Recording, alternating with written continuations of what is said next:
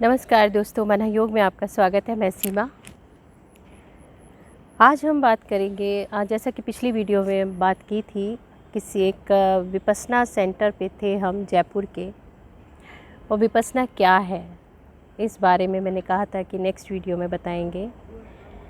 विपस्सना क्या है, उसकी हिस्ट्री क्या है, उस बारे में आपको पूरी जानकारी गूगल पे मिल जाएगी। और बहुत सारी वीडियो यूट्यूब पे इस तरह की है। मैं ये बताऊंगी कि विपस्सना में मेरा अनुभव क्या रहा और विपस्सना किस तरह से की गई। विपस्सना में एक अद्भुत अनुभव रहा। अद्भुत इसलिए कहूँगी कि ऐसा लग रहा था कि परत दर परत मन में जो दबे हुए विकार थे वो खुलने शुरू हुए। किसी से शिकायत है या किसी ने कुछ बुरा किया है या आपके जीवन में जो भी घटनाएं घटी हैं उनके साथ, मतलब बहुत सारी घटनाएं तो ऐसी हो जाती हैं कि जिनको हम ये कह देते हैं कि अरे यार चलो ना, जाने दो ना, हम जाने दो बोल देते हैं, लेकिन कहीं ना कहीं वो अंदर एक जगह बनाकर बैठी होती हैं, हमें पता ही नहीं चलता।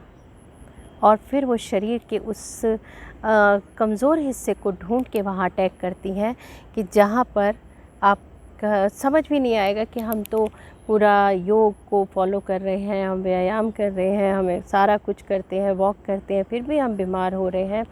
तो वो कहीं ना कहीं ग्रंथियाँ अंदर जमा होती रहती हैं। और विपस्सना में वो एक एक करके वो परत दर परत सामने आ रही थी। तो अनुभव सबका अलग अलग है।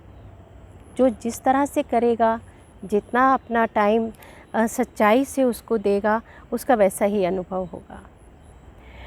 विपस्सना 10 दिन का ये शिविर था जो मैंने अटेंड किया था। और 10 दिन में ये होता है कि जब पहले दिन ही आप जाते हैं तो आपका मोबाइल रखवा दिया जाता है। मोबाइल जो आज की डेट में जिस किसी को देखो वो, मतलब उसको ऐसा लग रहा होता है कि मैं अकेला नहीं हूँ, मेरे साथ तो मोबाइल है, मोबाइल के साथ मैं बहुत सारे लोगों के साथ कनेक्ट हूँ। लेकिन कहीं ना कहीं उस भीड़ में भी हम अकेले होते हैं। मोबाइल को रखवा दिया जाता है। 10 दिन का मौन होता है, आपको किसी से बात नहीं करनी, क्योंकि वो वक्त आप सिर्फ़ और सिर्फ अपने साथ होते हैं। अगर बात करनी है तो अपने भीतर अपने आप से करिए। मौन रहते हैं। बाहर का शोरगुल जब बंद होता है ना, तो अंदर कितना शोर है वो महसूस होता है। और मौन होते ही जो अंदर के विचार हैं या अंदर जो छुपी हुई भावनाएं हैं वो सारी, मतलब जैसे इतना शोर सुनाई देगा आपको कि अपने आप से ही भागने का मन करता है। और बाहर जितनी भी चीज़ें हम कर रहे होते हैं वो अपने को निगलेक्ट कर रहे होते हैं, क्योंकि अपना सामना करना बहुत मुश्किल है। तो उन 10 दिन में आप सिर्फ़ और सिर्फ अपने साथ होते हैं। 10 से 12 घंटे, 10 नहीं 12 से 14 घंटे का ध्यान होता है। सुबह 4 बजे से ये प्रक्रिया शुरू हो जाती है। और इसके स्टेप्स होते हैं। पहले 2-3 दिन तो 3 दिन तक तो आपका आनापानसती कहा गया, जिसमें श्वास को देखना है। सांस आ रही है, सांस जा रही है, सांस आ रही है, सांस जा रही है, बस आप सिर्फ आंख बंद करके उसको देख रहे होते हैं। मैं साक्षी हूँ इसको देखने की। सिर्फ उस वक्त ये होता है कि कोई है जो भीतर से ये देख रहा है कि सांस आई और सांस गई। 3 दिन यही चलता है। उसके बाद फिर शुरू होती है विपस्सना। विपस्सना में हम पूरे शरीर को देख रहे होते हैं। आंखें बंद करके ध्यान को हम पूरे शरीर पर, सर से लेके पैर तक और पैर से लेके सिर तक लेके जा रहे होते हैं।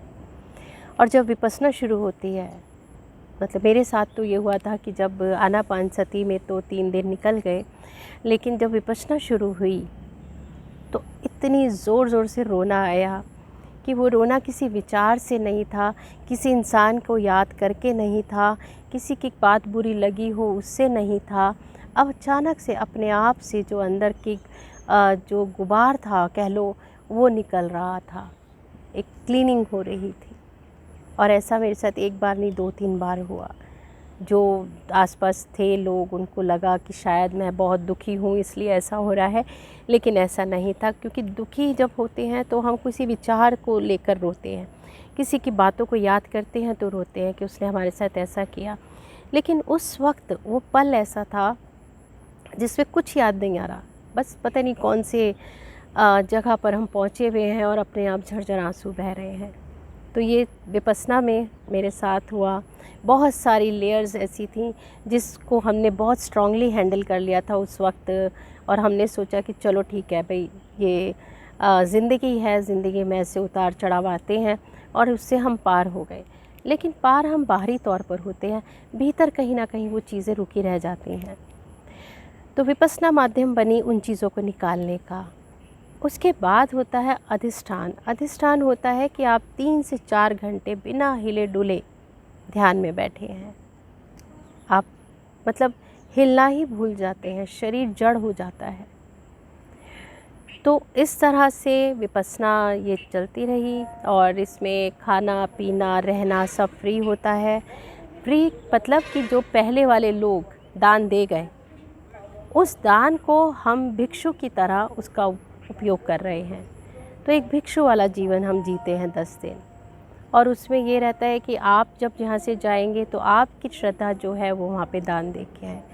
खाना रहना बहुत अच्छा है। अब रहने के लिए सहूलियतें बहुत अच्छी हैं, नीट एंड क्लीन कमरे हैं, सब कुछ है। बस वहाँ पे रहना कठिन है। 10 दिन मौन हो के रहना बहुत मुश्किल हो जाता है, अपने आप से लड़ाई होनी शुरू हो जाती है। तो वो 10 दिन का जो मौन होता है उसकी वजह से वहाँ से लोग भाग जाते हैं। मैं भी पहले वाले शिविर से भाग आई थी। जब शुरू में गई थी तो पहले दिन ही कुछ ऐसी यादें याद आनी शुरू हो गई थी कि मतलब रहा ही नहीं गया, लग रहा था मानसिक रूप से मैं बीमार हो जाऊंगी, और मैं भाग आई थी। लेकिन इस बार जब गई थी तो एक तो प्रिपेयर थी कि मेरे को करके आना है और देखना है कि कैसी ध्यान विधि है। देखना तो चाहिए ना, अगर आप अध्यात्म के क्षेत्र पर चल रहे हैं, और अगर आपको इस तरह के, और हमारे ऋषि मुनियों की देन है। हमारे ऋषि मुनि इस ऐसी ही ध्यान विधियों से, वही उसको गौतम बुद्ध ने इससे मतलब जैसे था कि वो इसी ध्यान विधि के ज़रिए बुद्ध बने। तो ऐसी ऐसी ध्यान विधियाँ हैं, उनको सीखा जाए। तो उसके लिए विपस्सना मैंने पहला कदम बढ़ाया कि विपस्सना में जाके, और मेरा अनुभव बहुत ही अच्छा रहा। तो चाहूँगी कि आप लोग भी उसको एक बार जाएं, यहाँ से बुकिंग कराएं और वहाँ पर जाकर 10 दिन अपने साथ रह कर आएँ और उसका अनुभव देखें क्या होता है। मिलेंगे अगली वीडियो में, तब तक के लिए बाय बाय।